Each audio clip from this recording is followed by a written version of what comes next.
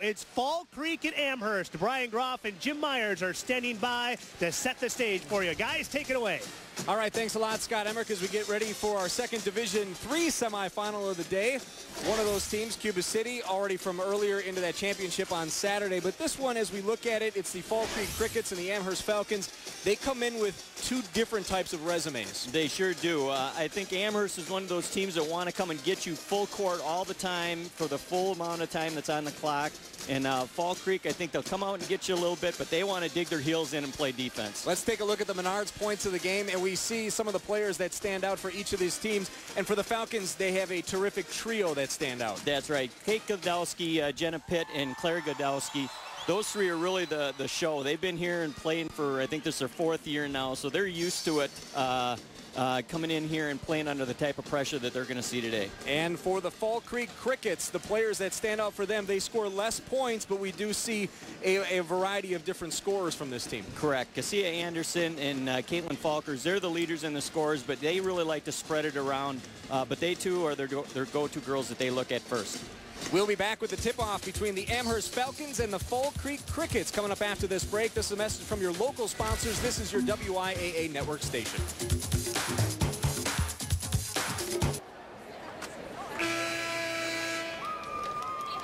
Welcome back to Veterans Memorial Coliseum. We now send it to the other side of the court to PA announcer Bonnie Olson for your player introductions. Good morning and welcome to the Alliance Energy Center and today's semifinal game between the Amherst Falcons and the Fall Creek Crickets.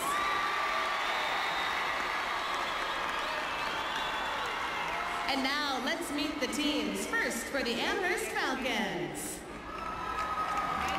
Number 3, Taylor Strand.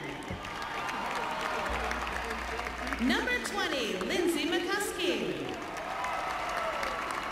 Number 21, Marissa Trubetowski. Number 22, Ashley Holden. Number 24, Marin Mott. Number 32, Kelsey Blackford. Number 34, Melcy Peterson. And number 40, Shelby Seraphin. And now let's meet the Fall Creek Crickets. Number 4, Jessica Gilbertson. Number 12, Jenna Yeski. Number 14, Katarina Schiffer. Number 20, Christy Klein. Number 30, Becca McGinnis. Number 34, Caitlin Folkers. Number 40, Stacy Duncan. Number 44, Jenna Ishii. Number 50, Masada Anderson. And number 52, McKenna Wallback. And now the starting lineup for the Amherst Falcons. Number 10, Kate Gladowski. Number 23, Ellen Mays. Number 44, Claire Gladowski. Number 4, Allie Stratton. And number 12, Jenna Pitt. The Falcons are coached by Shelly Haferbecker. And now let's meet the starting lineup for the Fall Creek Crickets. Number 24, Cassia Anderson. Number 32, Sam Trankler. Number 42, Faith Bird. Number 10, Dana Hendricks. And number 22, Katie Hansen. The Crickets are coached by Jason Marsky. Officials for today's game are Gary Knippel, Dean Nimoy, and John Cardo. We're going to have fun? Yes, we will. Okay. Here is another look at your starting lineups brought to you by Delta Dental of Wisconsin, advancing solutions for great oral health. We believe everyone deserves a healthy smile. As you take a look at the Amherst Falcons with 4 starting seniors, 1 junior, a lot of state experience out of this starting 5. Your starting 5 for Fall Creek, even though they don't have the experience at state, they are experienced class-wise, 4 seniors for them as well, and 1 junior, Jim. So I think as we look at the beginning of this game, Amherst has been here before, Fall Creek has not. And we'll see, I would think that it would stand out a little bit in the opening minutes as to how comfortable each of these teams can be down here. Definitely, and even with Amherst being down here 4 years, those first couple minutes are still going to be that way. So it should be interesting to see. Getting ready for tip-off, Faith Berg for the Crickets against Kate Gladowski. And it goes the Crickets' way. Fall Creek Crickets in the white uniforms with the green trim. Amherst with the blue with the white trim. Good start for Fall Creek, a team that's been playing the underdog role all the way into the state tournament, so it's nothing new to them playing a team that's undefeated out of Amherst. And I think they really like it that way, too, according to Coach Marski. Stratton comes away with it. Amherst pushes it ahead to Kate Gladowski, and she finishes with the left hand. That was just a beautiful feed coming down there, looking for her, and then Kate Gladowski finishing. That's the big thing at state, is being able to finish. Something you'll see a lot of is Amherst putting on that full court pressure right after the made basket. They'll do it off a missed basket as well. That's what they say, yep, about a 2-2-1 that they're going to come at you with, and they'll take it all the way back to the half court. They like to vary their defenses as well. I would think that that's a sign of a coach that's very confident in her players. Right, that and the players really understanding the system that you can, at this level, be able to change things that quick. Ball bounces away, Stratton's way, ahead to Ellen Maves, poked away by the Crickets, and they take it back the other way. Good hustle coming back down the floor to stop that potential fast break. We've seen Fall Creek get into their set offense with Amherst on the move, and the finish inside by Faith Berg. Nice pump fake to get that finish down low.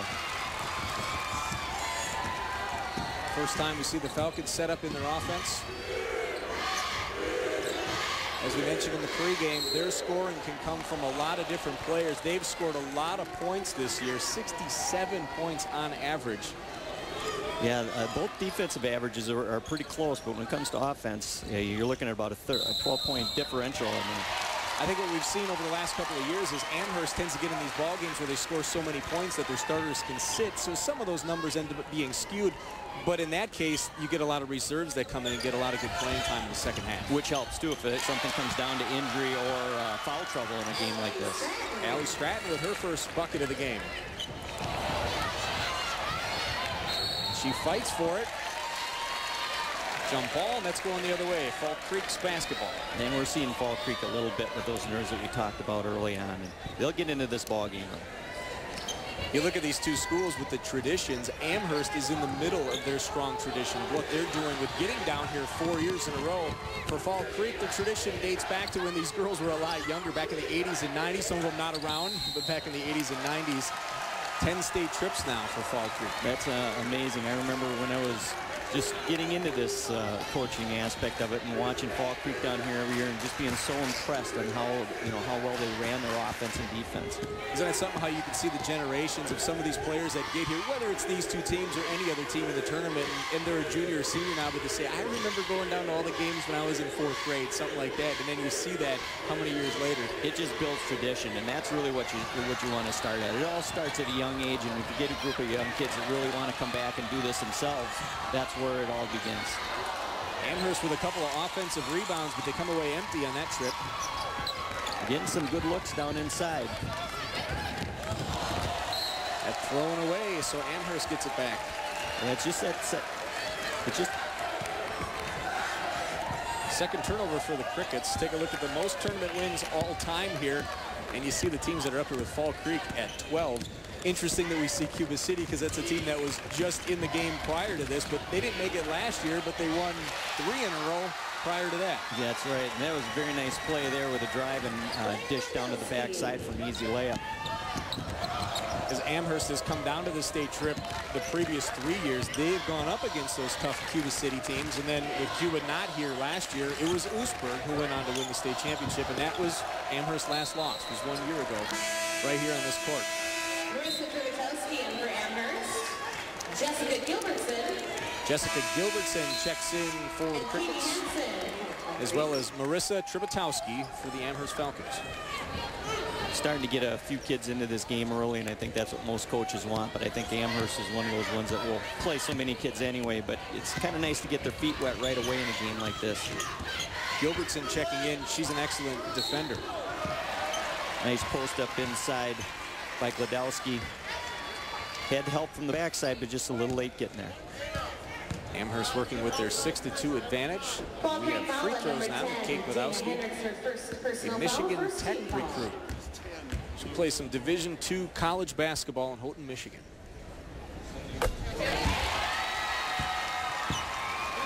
Kate.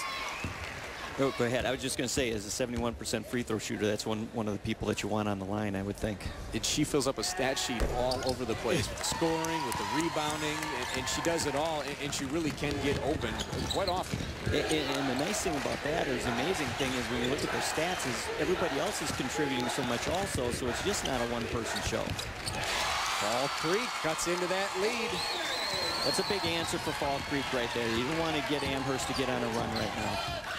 Faith Berg has all 4 points for Fall Creek. Stratton along the baseline out of a double team. Boy, that's being in the right place at the right time. It was, because the initial defense was very good for Fall Creek. They just didn't clean up the backside rebound, and that's where Amherst was able to get that easy basket. Claire Gladowski, Johnny on the spot. In for the Falcons, number 12. Substitution now for the Falcons. Excuse me, for Amherst. Jenna Pitt back into the game. Big thing when you have a team that's pressuring like this is just the fatigue factor. It might not be the first quarter or the second quarter, but by the time you get that third and fourth quarter, it just constantly wears on you. Nice feed inside. You gotta want to try to finish those because you don't get a lot of looks. The pass ahead, strong off the glass. Crickets come away with it. And there again, you can't sit back and watch when Amherst gets the ball because they've got it down the floor and looking to score. Quickly inside, Faith Berg. Yes, she gets it to go again. Faith Berg with 6. Well, I think Fall Creek's got their game plan. They want to get that ball down and get it inside and go at them.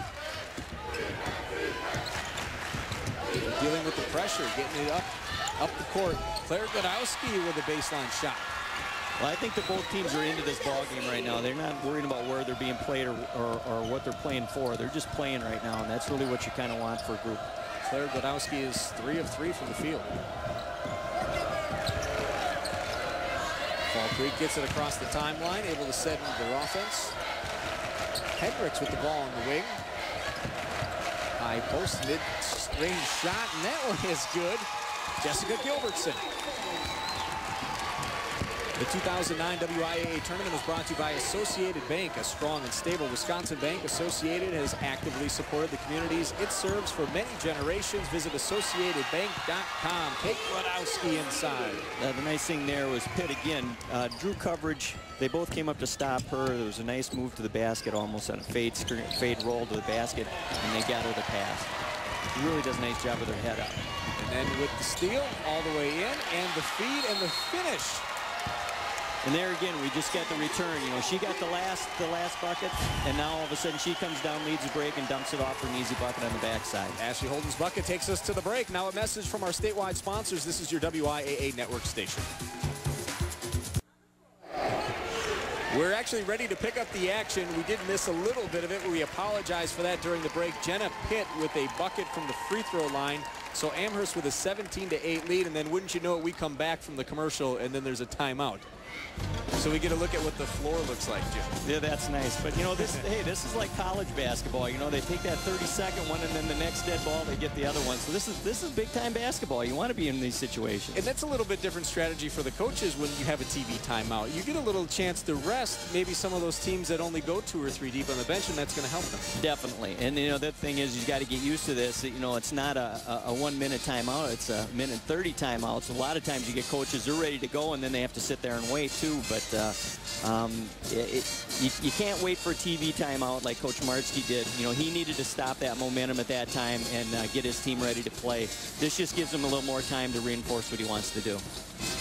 Amherst is 7 of 10 from the field. Fall Creek 4 of 8. And we do have, through the magic of replay, this is what we missed during the break. So Jenna Pitt right there, the lefty, the point guard who runs the show for the Falcons. She can either shoot that shot or she can find someone else that gets freed up because she'll draw the attention from the defense when she gets inside close. Definitely. And there's, you know, if you look at the last 2 baskets that came, or the last 3 baskets that came, you know, the assist came from Gladowski and Pitt to her other people. And again, they're leading their program with assists, so it makes sense. So with Amherst, with that bucket going to 8 of 11 from the field, and a big contrast from last year because they could not hit a shot. It was a tough going for them, especially early on. I think when you get into this big stage at the state tournament and you're down all of a sudden 10 or 11, that's kind of tough to come back from, which is what they couldn't do against Oostburg last year. Definitely. A very nice inbounds play for Fall Creek right there. And again, the nice thing is they stepped up and they finished. And what it does is it just gives them a little bit more confidence. Cassia Anderson heads to the free throw line. She's their leading scorer. She's the leading rebounder. Take another look on the inbounds. Inside. Nice little move right there. Yep, nice spin move back to her right hand. She's come up big, and if you talk about if there is a go-to player on this team, that's who the Crickets have, is Cassia Anderson. Good offensive foul right there. Come up empty, though. Offensive rebounds have been pretty big going both ways. Right. Berg has done a really nice job inside for him. I mean, she's got some big rebounds and some nice points. That's a bucket by Trivitowski. There again, second chance points. Stuck with it. Fall Creek dealing with the pressure up through the middle. That's kind of the key, isn't it? Get it to the middle. Well, in order to beat this type of press, they want to keep you on the sidelines and out of the middle. And they end up turning it away. Turning it over. So Amherst forcing some turnovers here in the early going of this D3 semifinal. Well, I think talking to the coaches yesterday, the big thing that both of them said was dictating tempo, dictating the type of game that they want. And right now, Amherst is doing what they want to do. Amherst last year undefeated in the regular season. It's the first time they ever did that in school history. That was a pretty big deal for them. And then for them to do it again this year, they definitely have high aspirations. You see another turnover and the finish on the other end, Ashley Holden. That's exactly what they want to do. You know what I mean? And when they get those opportunities, you do want to finish with it. But it's putting a lot of pressure on Fall Creek to play 94 feet here all the time. 11-point lead with under a minute to go in the first quarter. Hendricks with the basketball. And here's where they've got to really slow it down now that they get it down here and really work and play this game as a full game right now. Don't worry about the full quarter or the first quarter instead. Amherst comes away with the rebound. Claire Godowski for 3, well short. Looks like it's going to be off of Cricket. Falcons maintain possession of the basketball.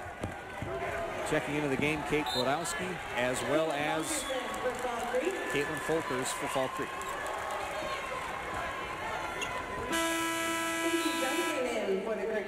Another substitution is Stacy Duncan.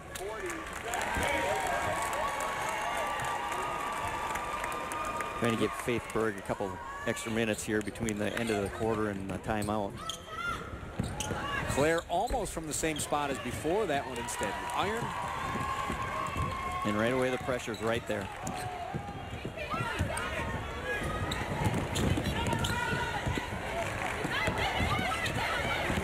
Fall Creek around the perimeter, checking the clock.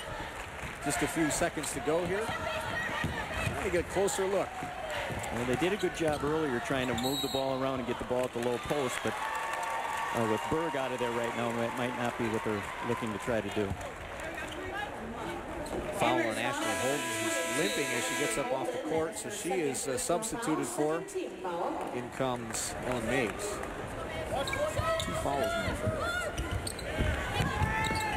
Holden.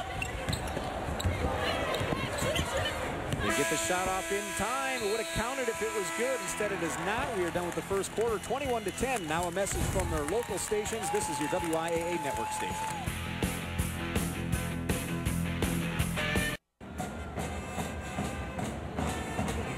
We're back with a look at the first quarter stats. The WIAA game summary brought to you by Charter Communications. Bring your home to life with the Charter Bundle. And Jim, we look at some of the numbers, and what really stands out for you? The big one is the turnovers, because the turnovers lead to the fact that Fall Creek hasn't had those extra 7 opportunities at the basket. You know, they're shooting 5 for 11. They get those other 7 in there, and this could be a different ball game right now. And not only that they don't have the opportunities, a couple times they didn't even get it past half court. Right, and that's the biggest thing they got to work on, is getting down and getting set up in their offense.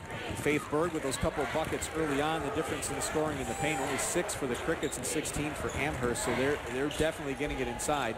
Saw a couple of shots that were outside late, but Allie Stratton takes it back inside for a high percentage shot. That was a very tough shot because it was well contested. It was well defended on that shot. She still got it up and went down.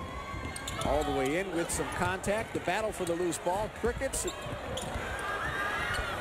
finally go for Cassia Anderson. Yeah, 2 offensive rebounds. She finally got it to go back in.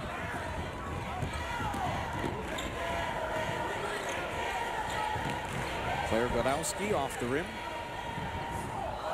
And out of bounds. Unauthorized use or rebroadcast of this program and live internet stream. That's right, we're on the internet this year without the express written consent of Quincy Newspapers Incorporated. Wisconsin Broadcast Division is strictly prohibited and a violation of U.S. copyright law. Isn't that great that Al Gore invented the internet so we have that streaming? That's awesome. I love the technology. Yeah, we did that for state hockey last Saturday as well. Had the girls and boys state championships. Turnover is 8 for Fall Creek now. So we're doing it with basketball now, so you can check it out at work. If I had a room, I'd put it up now to see if we could watch ourselves. I think you can check out in the hallway. Yeah, probably. I know a lot of schools, they pull the TVs into the classrooms and they can watch this game. Yeah, I know a lot of school teachers that bring them in to watch soap operas, but this is a little different, just for a couple of days. That's right. Volker's all the way in. She did that before. Comes away Falcons ball. Stratton waiting for it. They got a 2-on-1 break to Claire Godowski. Fall Creek comes away with it. She missed the shot, but the nicest thing she did there is she hesitated and let Claire Godowski come down and fill that backside. Gave her a great feed. She just missed the layup. But I mean, just a heads-up play of just letting that spacing take place was great.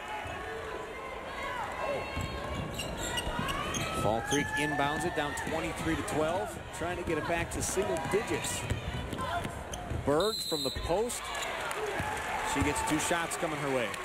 Now, the last couple of possessions, Fall Creek's kind of pushed the ball a little bit more to try to see if they could get up before that zone gets set up down there. And it might be something they might want to try to do, maybe not all the time, but try to take advantage of the situations when they get them.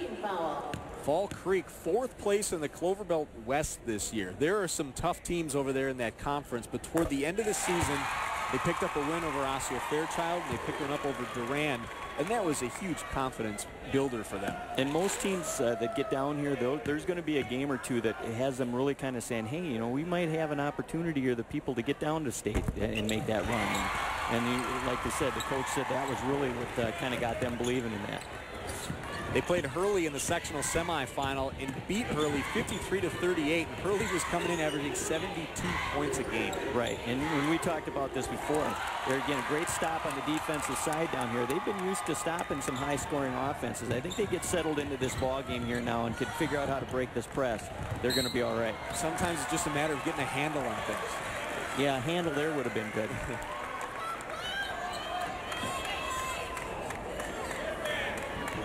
Sectional final, Fall Creek defeated Prescott 43-38.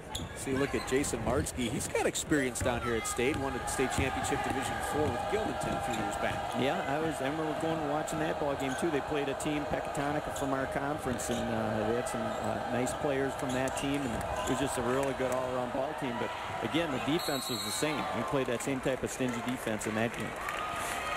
The possession arrow is going to go Fall Creek's way. Closed captioning of this WIAA tournament broadcast is brought to you by American Transmission Company, owner and operator of the electric transmission grid. ATC, helping to keep the lights on, businesses running, and communities strong. Now, Fall Creek's had 3 stops in a row here. Now, if they could get the ball down the floor here without turning it over. They had a bit of a break on it. He needed the ball. It was kind of back behind her. It happened a little more suddenly than the other ones. Maybe expecting a defender down there. Either that or that ball's got winter air in it and it didn't bounce as well. They did have ice in here last week. Yeah, it was pretty cold in here yesterday. It's cold outside right now. Dana Hendricks checks into the ball game.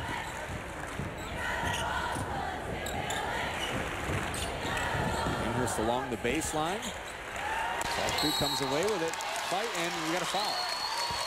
Fall Creek's half-court defense has really made some adjustments since the quarter. They've had some half-court stops here now, and like I said, if they can figure out how to get this ball to the middle, back to the side, back to the middle, and get it down the floor, I think they're going to be okay. But the pressure is still giving them a hard time. Good foul on Maves. Now coming into the game is Kelsey Blackford.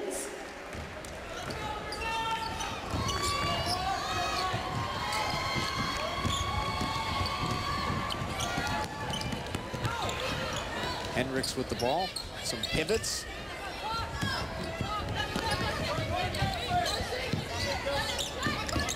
Shot for three, no good. Amherst away with it. It's kind of nice when you get your big scorer being able to get that rebound, bring it all the way up the floor. Yeah, we were kind of wondering when Jenna Pitt checks out of the ballgame who runs the point, and it really could be almost anyone. Yeah, that's what Coach said. But specifically, it would most likely be Kate Godowski. Right. That's not a bad one to have the ball. By the way, Kate and Claire not related. Most people assume things, but not related. I assumed that.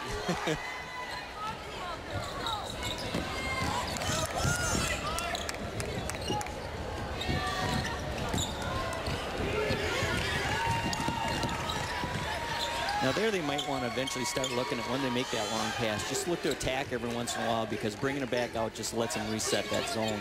And I think that they have some capabilities of getting a couple easy ones. Long three. Couldn't track down the rebound. Knocked out of bounds. 23-14 Amherst. Amherst champions of the Central Wisconsin 8 Conference, formerly known as the Central Wisconsin Large. They went to 8 and 10, 10 for the small. Must not like the word large. Took a little while to figure out because of the numbers being one smaller than the other, which was actually the larger. Oh. Well, there's always technical. There's always technical things. That's how you got to know your math. That's right. Add up those schools. So they'll play the schools like Pacelli and Whitburn-Burnwood in that conference, which is who they played before, just under a different name. Nice backdoor cut. Definitely. And even though it was knocked away, she sticks with it. Trivitowski. There again, that's a couple times now. The Fall Creeks had that initial defense to get the stop, and then Amherst was able to pick up that second rebound to get that get the ball to go in. Trivitowski has 4 points in the game.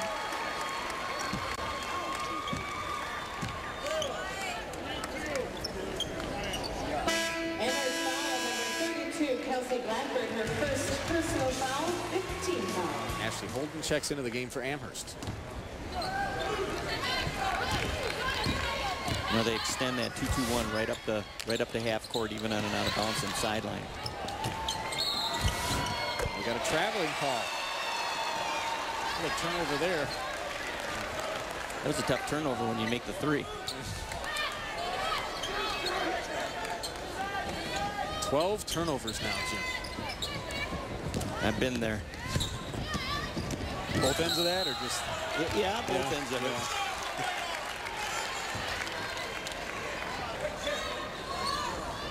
Fall Creek foul at number 10, Dana Hendricks. Fouls on Dana Hendricks. Foul, second team foul. You know, for as much pressure as both teams are putting on, there's still only 17 fouls total between the 2 teams. Almost poked away by Gilbertson.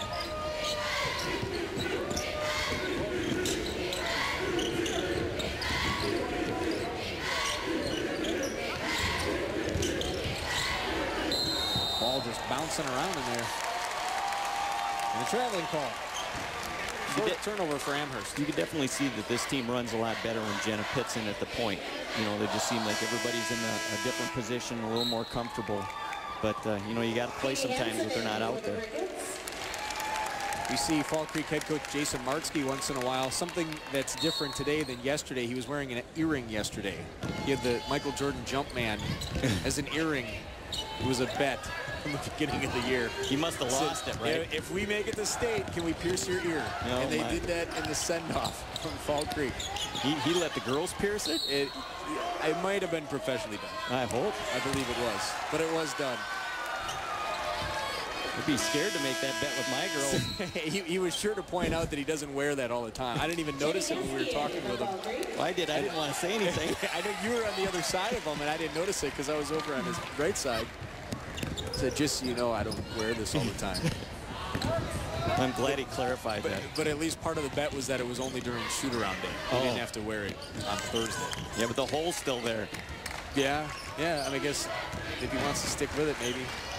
Something different than the jump man, though. Berg away with it, decides to hold up. Geske takes control. Good time for a basket here for Fall Creek, just to get them settled back into the score situation here. They've held Amherst in the second quarter. Nice little left-handed move by Cassia Anderson. Very nice. Took a nice little drop step to her right, came back with the left hand across the middle of the basket. It's a tough move, but keeps them close, only down 9. Yeah, to get it within the single digits.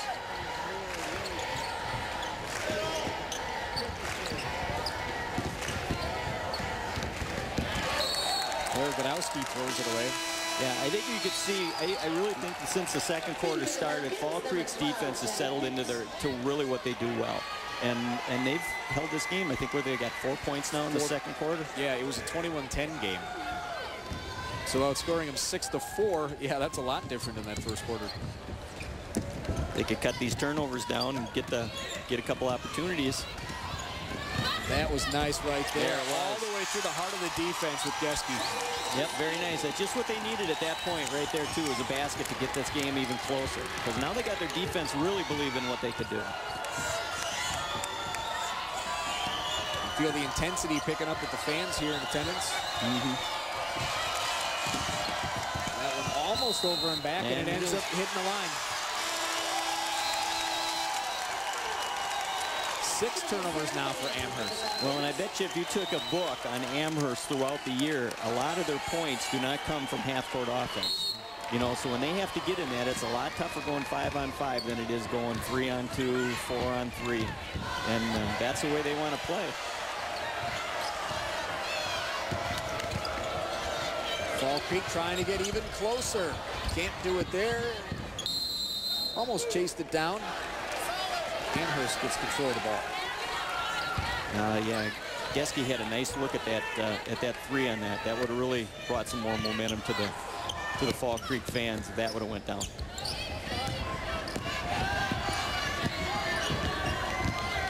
You got Pitt back in the game now at point guard. I don't know if you've seen a three-pointer go down yet, have we? I don't think so. We've had a few chances, but yeah, we've seen them. Yeah. See if Fall Creek can do it now under a minute to go. They get this game into the, into the five point or less going into halftime. That's going to give them a big boost. Those cricket crazies in attendance. Good fan support, both sides.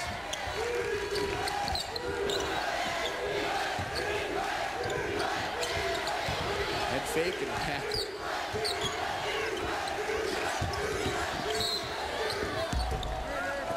Geske draws a foul. Fall Creek's starting to do a little more dribble penetration on the zone. I think maybe if they'll look a few more ball fakes at times, I think we're going to get Amherst leaving their feet. I think they're going to have some more opportunities also. 16 fouls now, so we're talking about the bonus situation. There's not a foul there. That one's out of bounds. Still Fall Creek.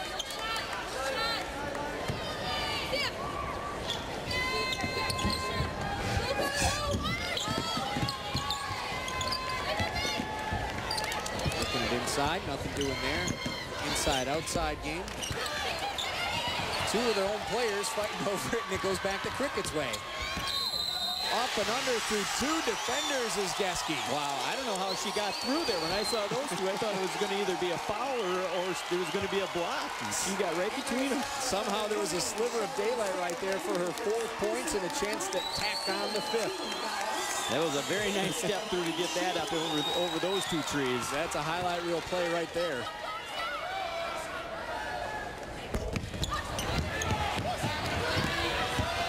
Right up at her average for points scored at 4.2 a game. It keeps the dribble.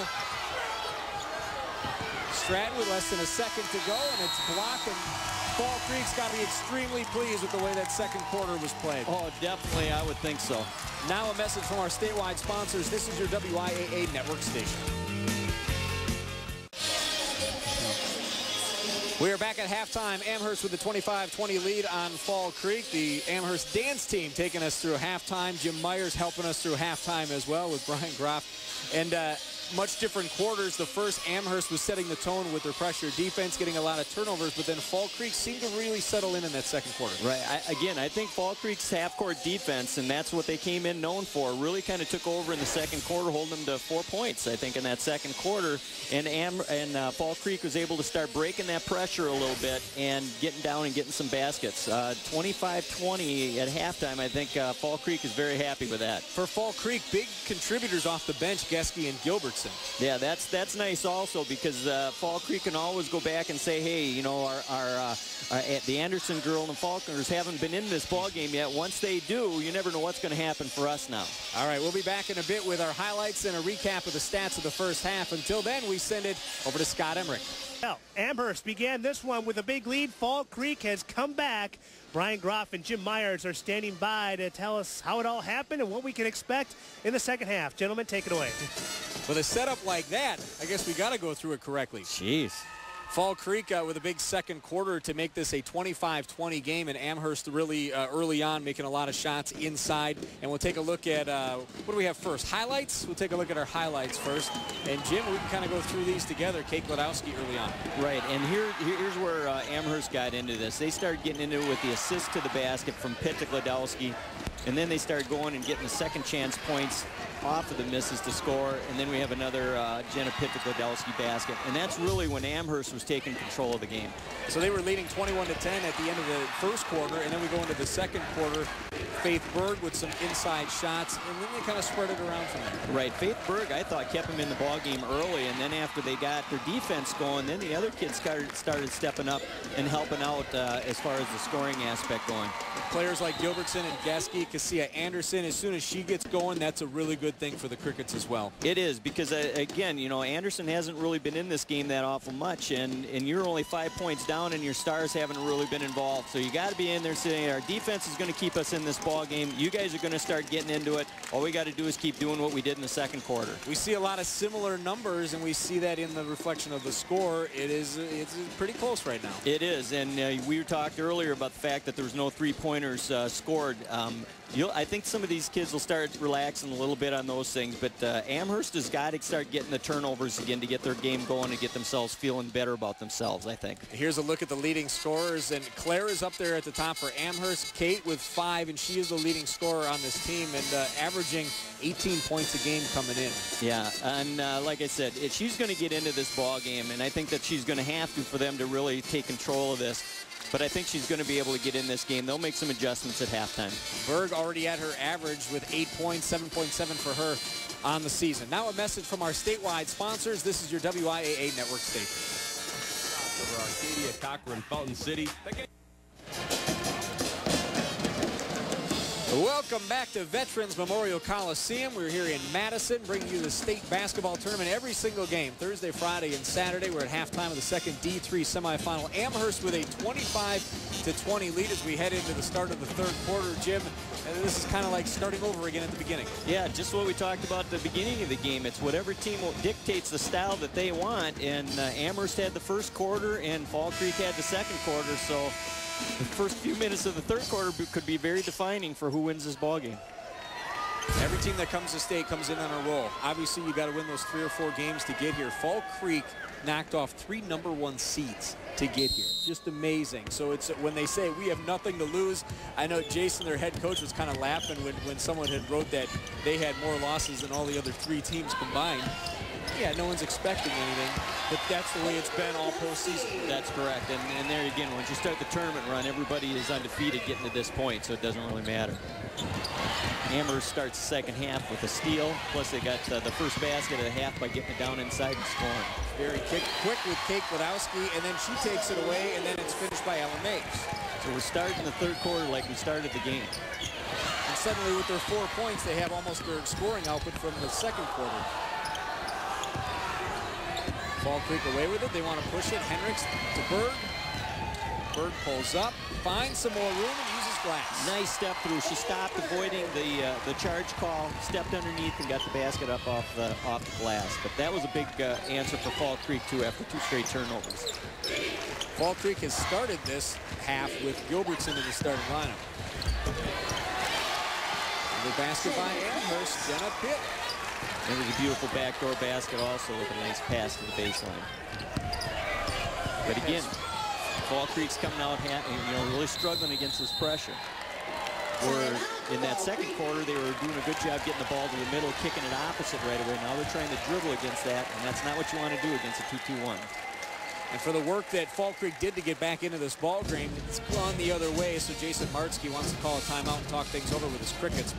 The 2009 WIAA tournament is brought to you by Wisconsin's dairy farm families and the Wisconsin Milk Marketing Board. America's dairy land is your land. Yeah, if you got to have a run like this, you like to have it right away going against you because now you've still got that time to get yourself back into a ball game. So they can check things over and come back in, and we'll see how they work it out now with their basketball side court. Jason Martzke spent a year as an assistant under Arnie Skukrud, longtime coach there who took all those other teams. As we talk about the strong tradition with the Crickets, he took them down here.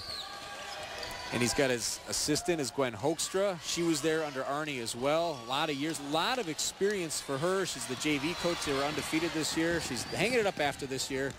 Amherst quickly ahead on the break. Allie Stratton. Right, and we're playing Amherst basketball right here in the first few minutes of this quarter. Another turnover. Turnover and quickly Stratton. That one's off the mark. Berg away with the rebound. Almost tied up. She dribbles her way out of it, but she's trapped in the corner. Now they have time working against them here. They can get it across. That was a 10-second violation. Yeah, he didn't. You had a good count on that one. The problem with that one with Fall Creek is they had everybody standing within about an 8-foot radius, and there was absolutely no spacing. Into the ball game, Jenny Geske. Jenny Geske in for Fall Creek. See the numbers for the field goals today with the percentages ratcheting back up here for Amherst in the third. A lot more attempts.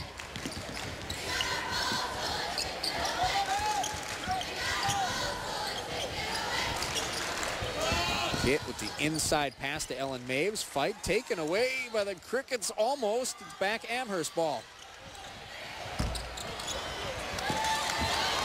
You got a 3-1 breakout.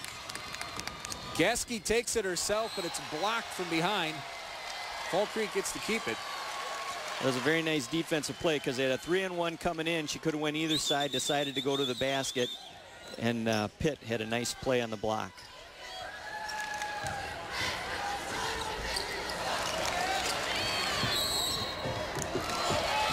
Fighting for the loose ball. Anderson gets called for a foul.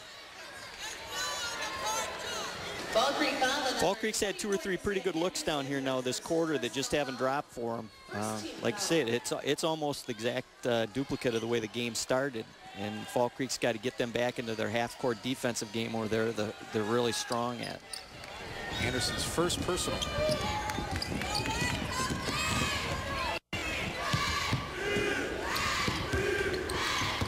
.22 game here in this D3 semifinal. Stratton batted away by the arm of Berg. Foul from behind. Reach in, probably stopped the potential breakaway because they had white jerseys up the floor on that one. It were up quickly the other way. Frutowski into the game. There again, Fall Creek got them into their half-court defensive set, and their defense got to stop again. Well, they got to get a score. Yeski brings it across. The corner.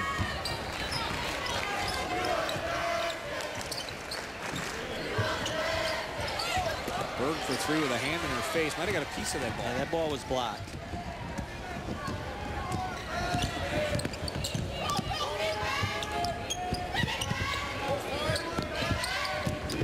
See these plays developing, looking for those backdoor cuts. Big with two defenders. Yep, nice help. They're running a little high-low set, and the backside defender just came and sat right in on Kate Gladowski, so she couldn't make that turn to the basket. I was just going to say Fall Creek doing well with the pressure to the pass.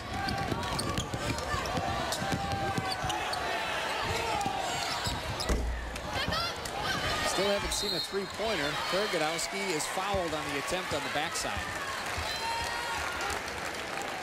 Amherst has got quite a few second chance points off that backside today so far. Personal foul, second team foul. Claire Gladowski at the line, shooting 2. Claire Gladowski will play her college basketball at UW-Stevens Point.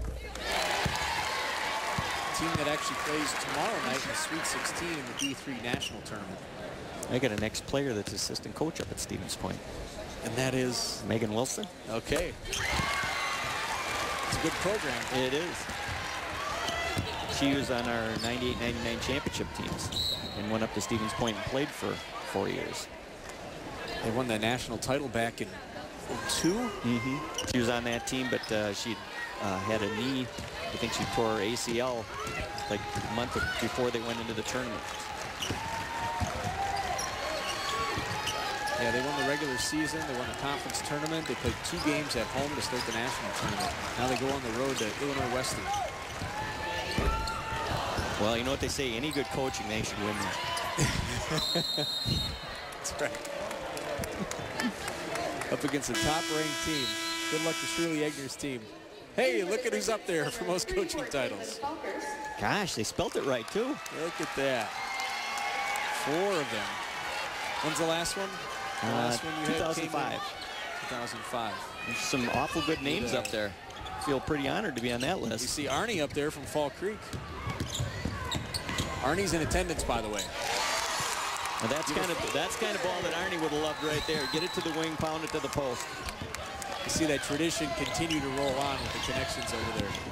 Yeah, Coach Martsky said if it wasn't for their assistant and Arnie helping him realize the tradition of Fall Creek basketball, he said it helped him get it going a lot quicker than what may be expected.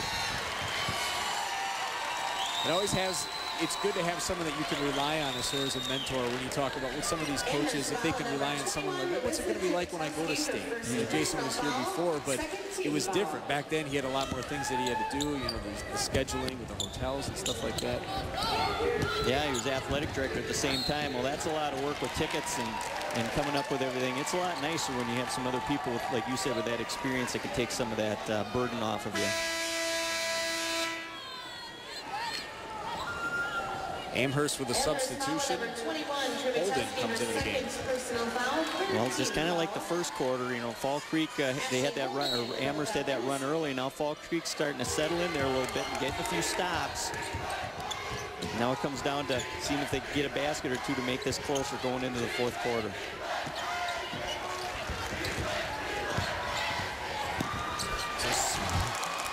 That was a good-looking move right there. That was pretty sweet.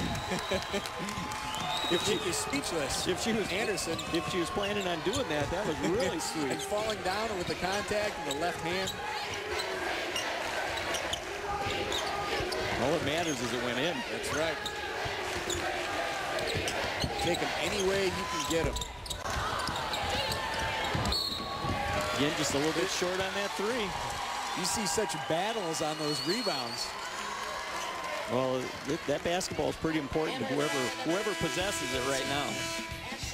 Those are those times. That's how you get down here, because you're winning those. Now a message from our statewide sponsors. This is your WIAA network station.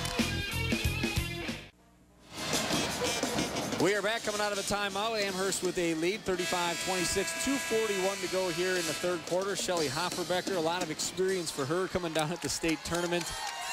Been here before. They won a title back in '99, 4 straight years this year. A runner-up appearance among those 4, the team they won back in '99. You know, it's great to get down here one time and then, you know, to have a chance to even win it the first time. But then when you make multiple trips, it really says a lot about the program that you've built. And once you get down here once, you want to come back again. Those last few Amherst teams were freshman and sophomore dominated, and then sophomore, junior. Now you see that where they're at the point where they are junior, senior dominated, so they really feel good about this. Yeah, she said right away at the beginning of this year, she said right from the start they knew that they had a team that could get right back down here and challenge. They amped up their schedule this year. Kate Gladowski called for an offensive foul. You know, this is a really nice stop and go move. She gives a little hesitation, goes, but just a better defense on Fall Creek. I thought it was a good play both ways, but just you know, better on the defensive end. Geske with all the credit on that one. Yeah, Amherst this year, they played Markesan, and that's a team that played last year against Oostburg. They were the runner-up in that D3 championship game. They play the games in the Century Classic. You get teams from all over the state that come up there. I know Milwaukee King made it up there. It's a D1 team that'll be here later tonight here at the Coliseum. But yeah, when you have those non-conference games and you can really work on some things and you can see the competition that you wouldn't see within the conference. And then when you do well against those non-conference teams, it gives your team that, hey, you know, we got a chance here. We got a good enough team if we work on some things and get a little bit better. So that's why the non-conference is really so important. An interesting point that Shelly brought up was that she said there was only 1 quarter all year where her and her staff were disappointed in the intensity that they had. It was a third quarter. They played Pacelli this year. Speaking of left-handed moves like we were before, Cassia Anderson with another one. I'm beginning to think that she's planning on doing that because that's the second one she's done, and that was a great move. Again, sealing the person to her right side and dropping back with her left hand. Offensive rebound on the back side, and the putback is good. And that's more than one that's happened with Amherst. That's got to be 4 or 5 backside boards that they've gotten to score.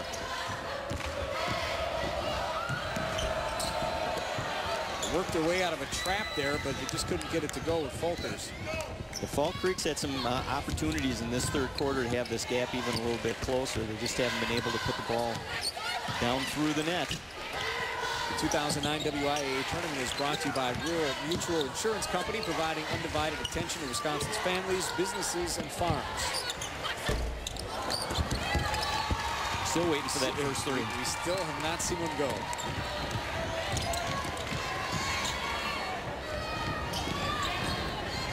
Fall Creek inside with a lot of hands straight up there. And we got a foul.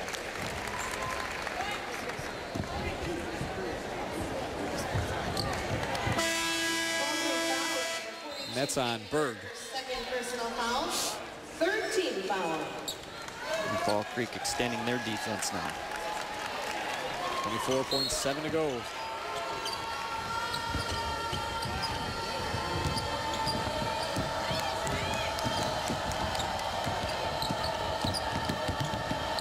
Stratton out of the baseline, the skip pass across. That was turned over. So Fall Creek's going to get a chance here at the end of the third quarter. Yeah, that's just eye communication on that. She was going out and wanted her to come out, and she ended up going back door on that play. Gives Fall Creek a chance. So here we go with Gilbertson inbounding. Geske with the basketball, and she turns it over. Just a few seconds to go. The pass inside. There was time for a pass, but it's taken away by Fall Creek. The defense right down to the very end of the quarter. That one's in the books. 37-28 Amherst. Now a message from their local station. This is your WIAA network station.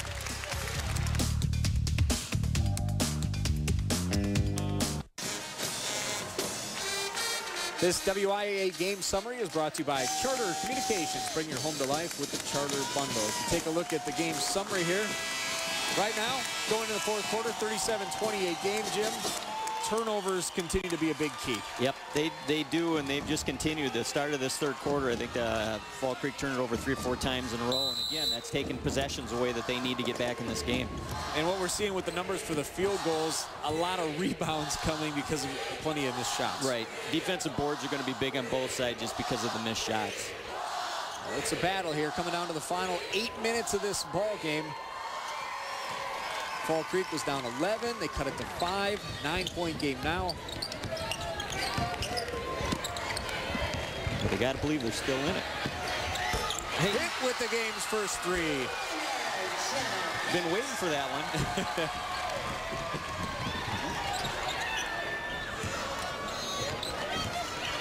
Hits 26-3 on the year. So we know they've done them before. And one. The old-fashioned way. We'll take it any way you can get it. Berg gets to go to the line for the old-fashioned 3-point play. You know, and it came off another missed shot. So the offensive rebounds on both teams have been getting them both teams a lot of baskets. It's good anticipation right there. Didn't find anyone blocking out. Came right through and took it away. There's your 3-point play. Well, they've matched the 3 on the other side. Now they need to get a stop or 2 to get back in this.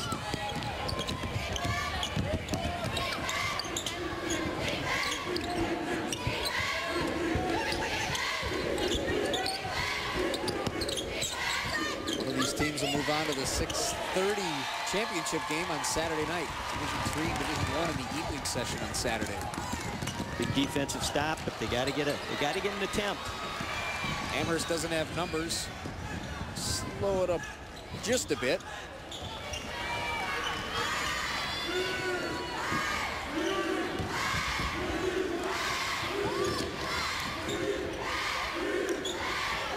Claire Godowski off the rim. Going away Fall Creek. Got a teammate ahead. Geske was up there. Well, we heard about Fall Creek's defense and how well a lot of people said they played, and they're sure showing it. They do not let anything in the middle of that lane very easily. We had 390 steals coming in. Amherst had 562. Both teams know how to take the ball away. Shelly Hofferbecker calls a 30-second timeout for Amherst. Their team in front by 9 points here. Well, Fall Creek has sure had some opportunities in the late third quarter into this early fourth quarter. They just can't quite get those shots to drop, and maybe all it's going to take is one. Maybe the Fall Creek needs to hit one of those threes just to get them going. Maybe that's it. I mean, both sides have been trying them. But like we said, if you can get that 3-point play the old-fashioned way, you take that. Yeah, take whatever you can get right now. And obviously, in addition to that, there's the foul that would go the other way. Both of these teams with the seniors, the 4 of them in their starting lineups. We can talk about the towns a little bit. Fall Creek, located in Eau Claire County and Highway 12, about 10 miles east of Eau Claire. And Amherst would be approximately the same distance east of Stevens Point up there in the middle of the state. That would be off of Highway 10.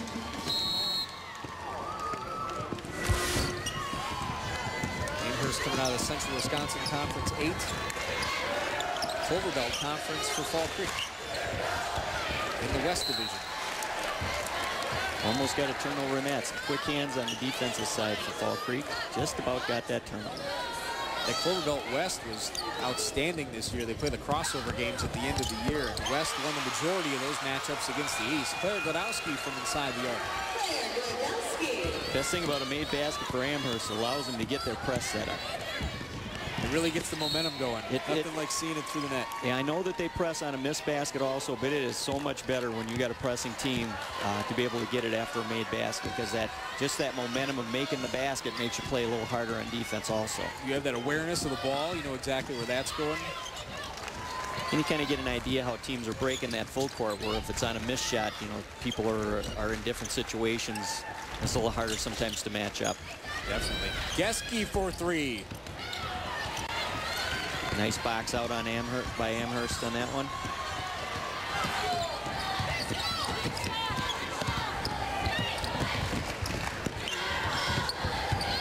Geske pokes it away from Stratton, and it's knocked out of bounds. Falcons keep control of the basketball.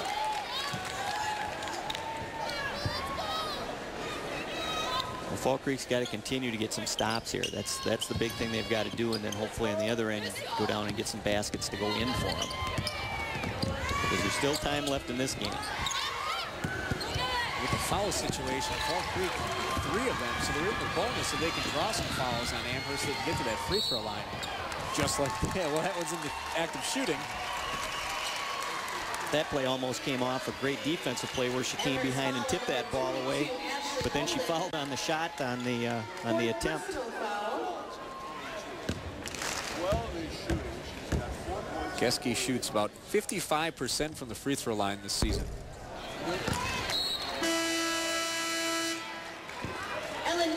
Ellen Maves comes into the ball game for Amherst.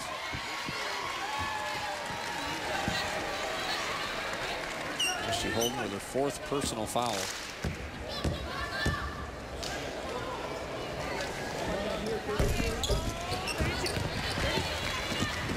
When you're down in a ball game, you really want to take advantage of scoring opportunities, especially when the clock is stopped. Anderson takes it away. Godowski's a little bit nonchalant coming up the floor that time, not knowing somebody was behind her. Got a foul on Stratton. They're in the bonus, so we'll get a 1-on-1 situation.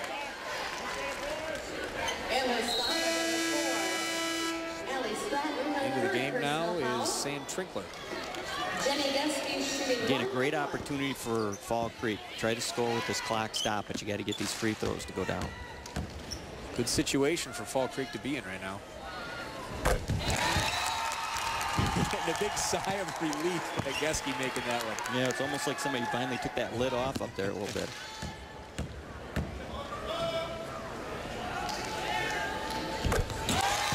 Well, she used the prior 2 for practice because those 2 win. And she was perfect on those 2.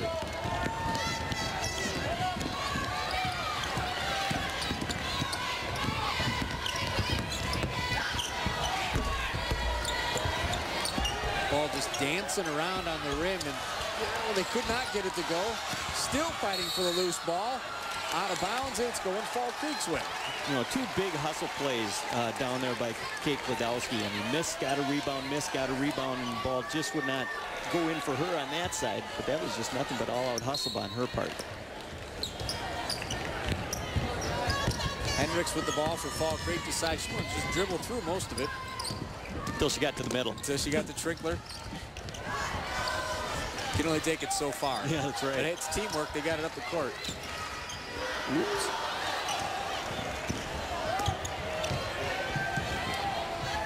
Geske chases it down in the corner, decides to go through the land of the call players.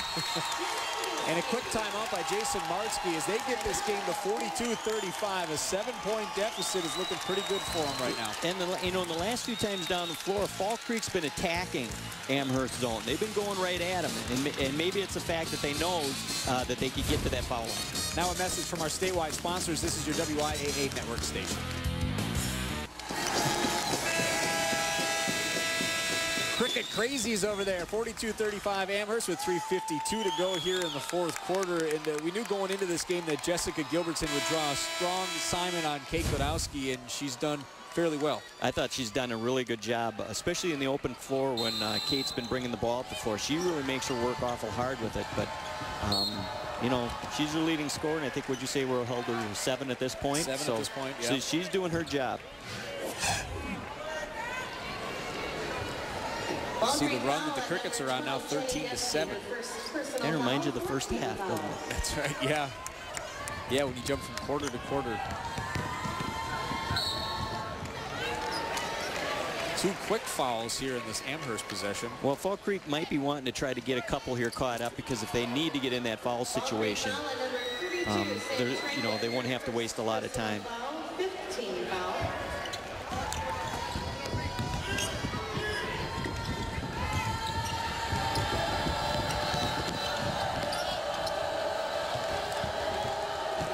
Works into his half-court offense.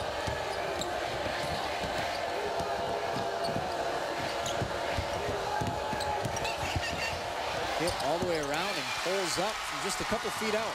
You know, the nicest part of that play was the screen that was set over on that side, just to give her that open look, coming around with that left hand. Nice little curl.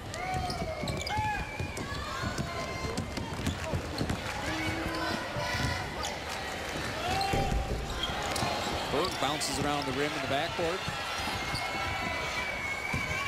Again, just struggling to get these balls to fall in for him. Getting some shots. Pitt pushes ahead to Claire Gladowski. And there again, they're getting into their Amherst style of basketball right now. Knocked away. Claire with a dozen points in this game.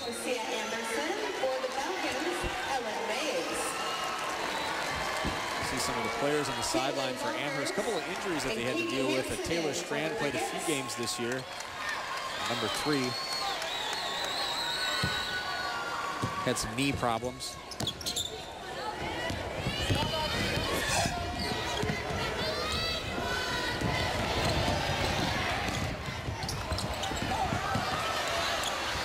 Fall Creek got it ahead, but stripped. Off-balance shot. If that one would have went, wow. I thought it was going to be another one of those. Anderson had another one before. Just, you know, hustle play, hustle play, hustle play. Fall Creek's defense, to me, has been very impressive. They've been what they were built coming in, how they're playing the game right now. Anderson, the team's leading scorer, gets the first one to go.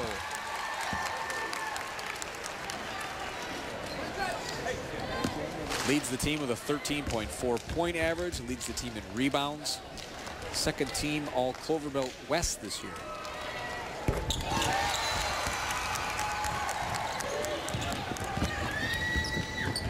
Fall Creek has been making these runs, but Amherst has been able to keep them at arm's distance. Yeah, they have, and that's a mark of a good team when you can do that. Good takeaway and up ahead. Zigzagging from the left to the right. Folkers. There again, Fall Creek's defense creates a turnover. And there's another one. Second time she's been stripped from the backside.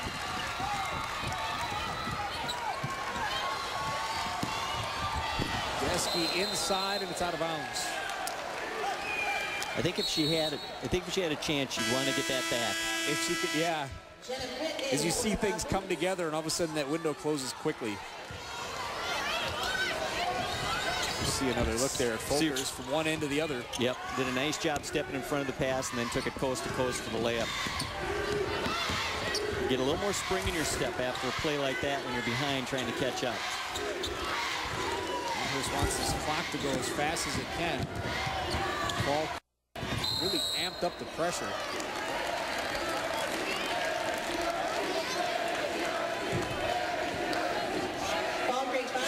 Still not to the bonus yet. Her first personal foul, 6th team foul. Claire Gladowski will take it out. Jessica Gilbertson in for the Crickets.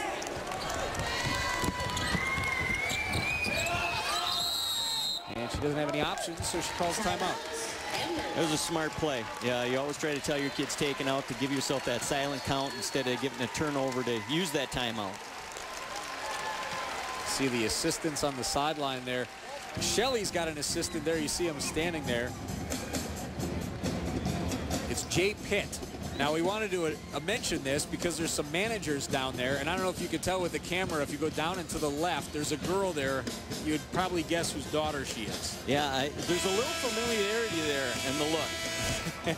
That's Alexis. She's a third-year manager, and we promised, because her brother's in school right now, we promised to say hello to Madison School in Stevens Point. So hello, everyone, in Madison School. Thanks for watching. There she is. And Jay Pitt's daughter, Jamie, is also a manager on this team. Yeah, I wonder if they're still yelling.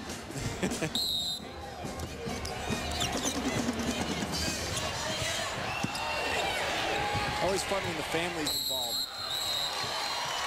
That's tied up. Is a tied-up ball, and it's going Fall Creek's way. Great defensive effort. They almost got the 5-second call on that also.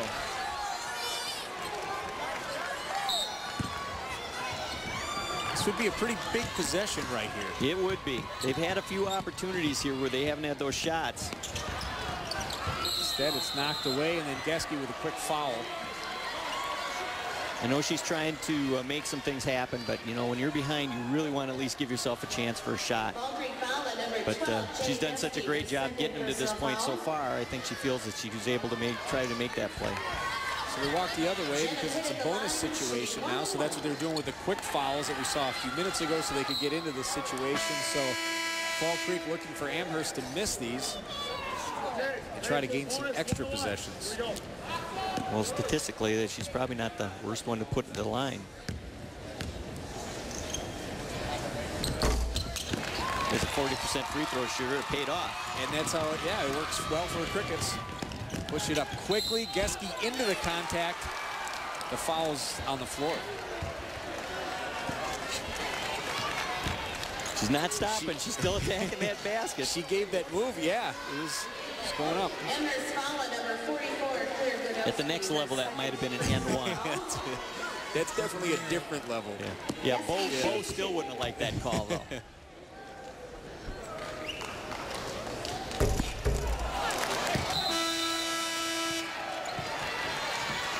Geske has been getting the chances at the free throw line.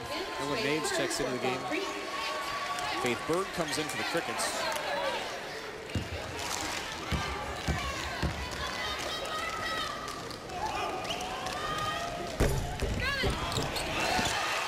It's the second one to go. That one, So, two-possession game. And this is, coaches always like to talk about how it doesn't matter who starts, but it's who finishes games. And we're seeing the players that are going to finish this, and this is taking it right down to the wire. These got to be their best players that they can put on this court. Yeah, usually you want to try to get the kids that, one, that can handle the ball, and two, that can shoot the free throws. And you can see the substitution that Amherst made right there, taking Jenna Pitt out, not a good free throw shooter. Tributowski comes in.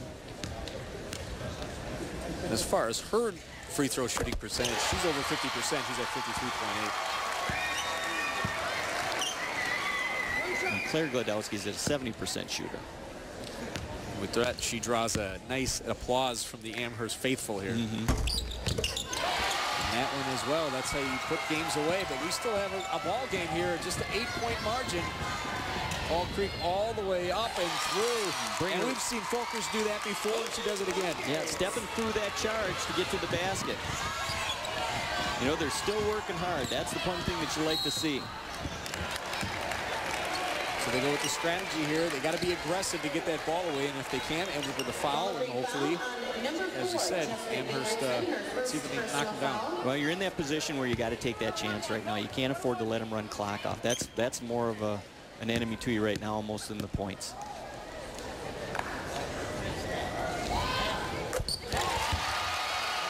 Swish on the first one.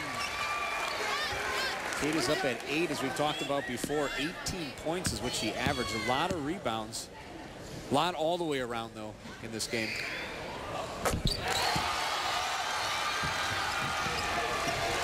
Creek quickly pushing it up court. Gilbertson with the ball out of the trap.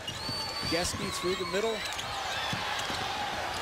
Slicing and dicing Folkers. And they're right back to that two-possession game again. They're keeping themselves alive. Been a long time since this was a 6-point game.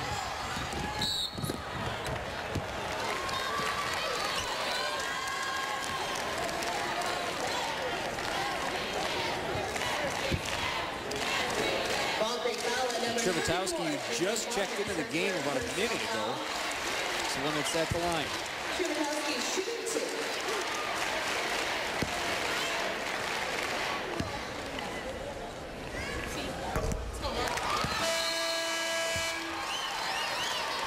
Pitt is back into the game for Ellen Maves.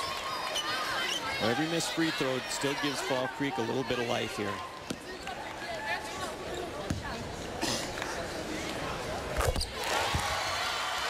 And that takes it back up to a three-possession game again.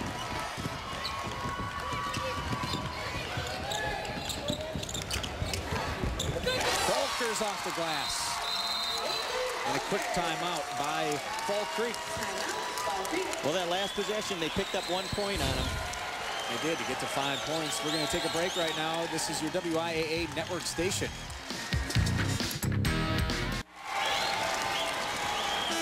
Fans from both sides rising to their feet to watch the final 33.1 seconds of this fourth quarter, 51-46 Amherst. We've really seen the Crickets come alive with a Falker. She was 0 for 4 from the field coming into the fourth quarter, and then she's made her next 4, and a lot of those just penetration right to the bucket.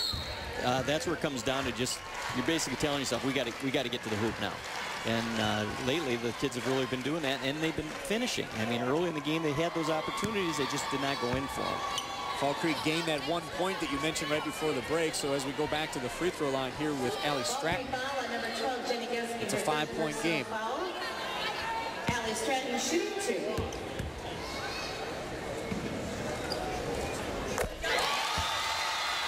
She's got that one.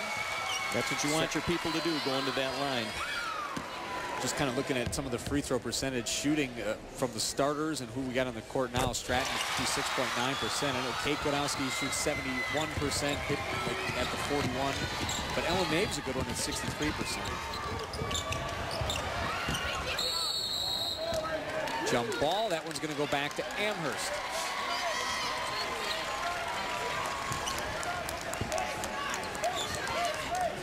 A big stop on Amherst right there.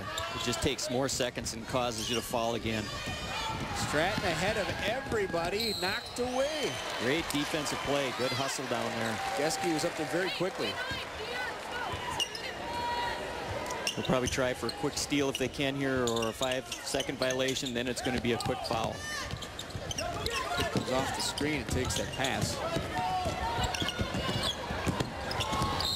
Smokers with the foul.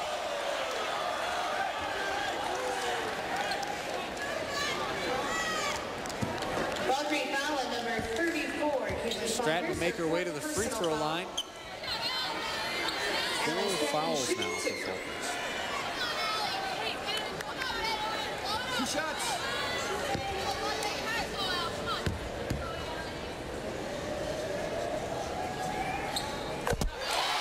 Amherst putting this game away from the free throw line. And 56% shooters looking pretty good, with she 3 in a row here, I think, now. 8 for 9 this quarter as a team. As a team, 8 for 9 from the free throw line, 9 for 10. Good 90% shooting. That's what helps a team be 25-0. That's well above averages at any level. That's right. And then another smart play, instead of taking it to the basket, trying to dribble some time. Fall Creek takes it away, but time does run out on them in this game and on this season. Terrific season for the Crickets. Amherst moves on 55-46. Now a message from your local station. This is your WIAA network station.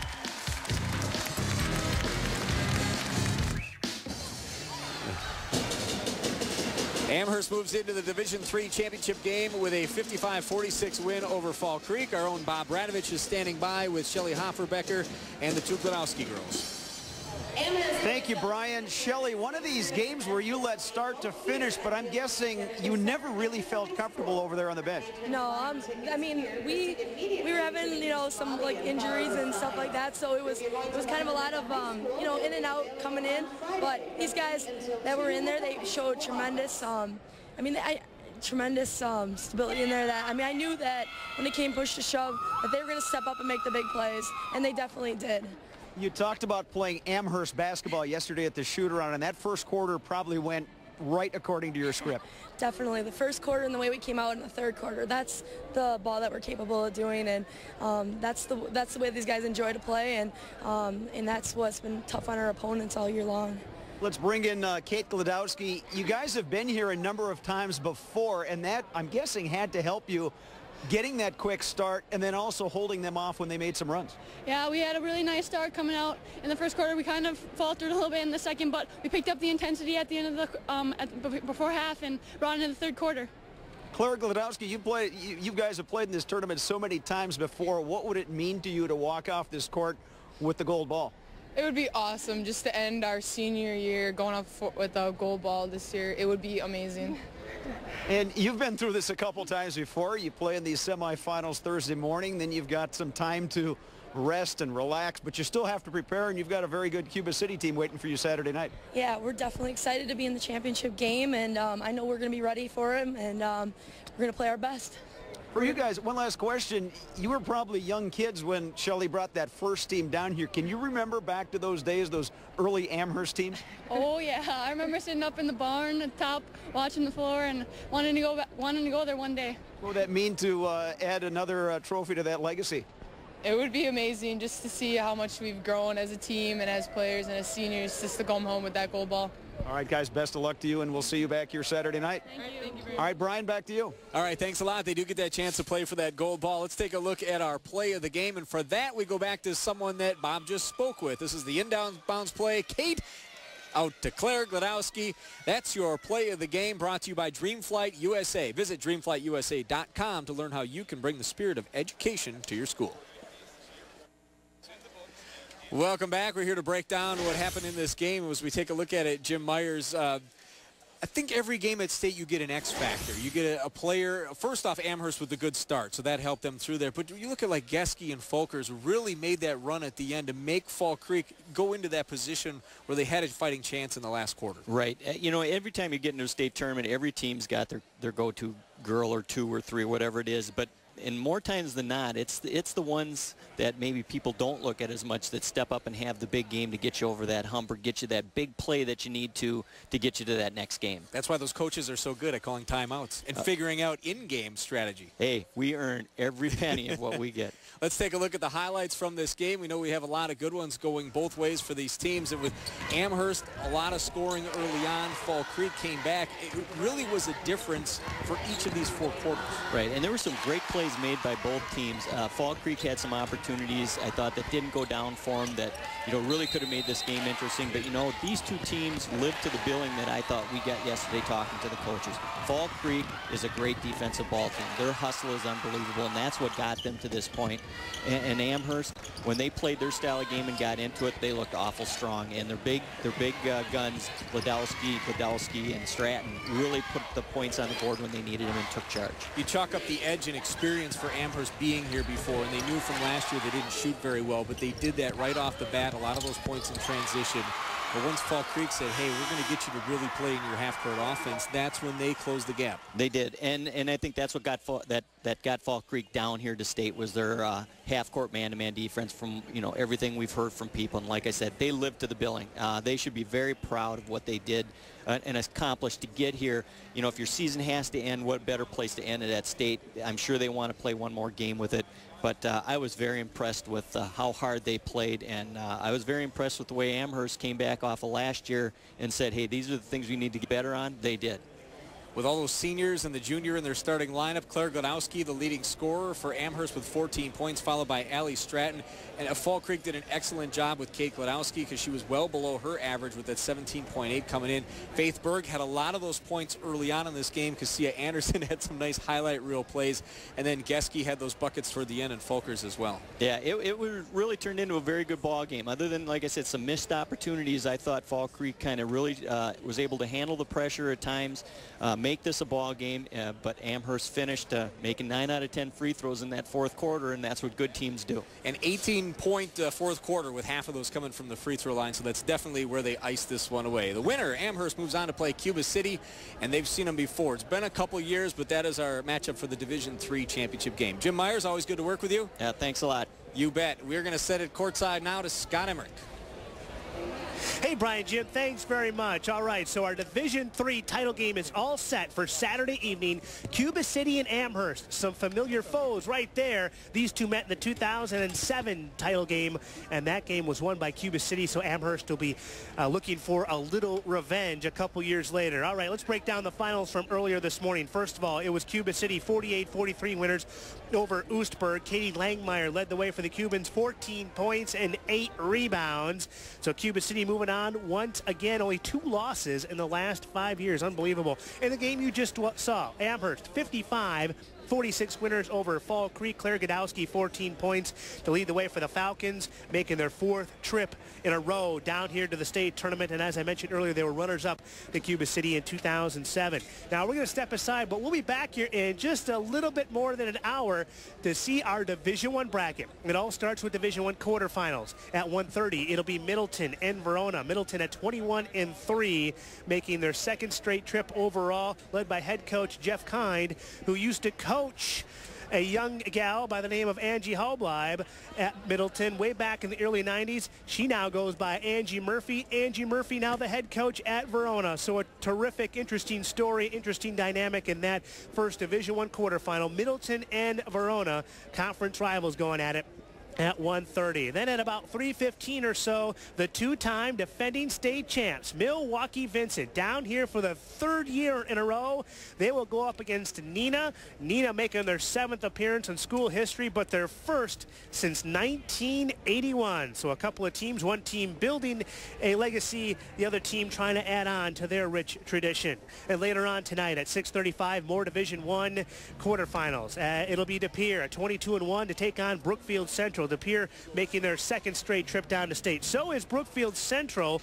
De Pere, their 5th overall. Brookfield Central, by the way, won the state title way back in 1985, so they're looking to add another gold ball to their trophy case. It's been a while for them. Then at about 8:15 or so, another matchup we are very much looking forward to. Marshfield at 22-1, making their 4th trip to state in the last 6 years. Still looking for their first state title, as is Milwaukee King, coming in at 20-3. We're going to see a couple of senior superstars in Serena Simmons and Rachel Story in that one.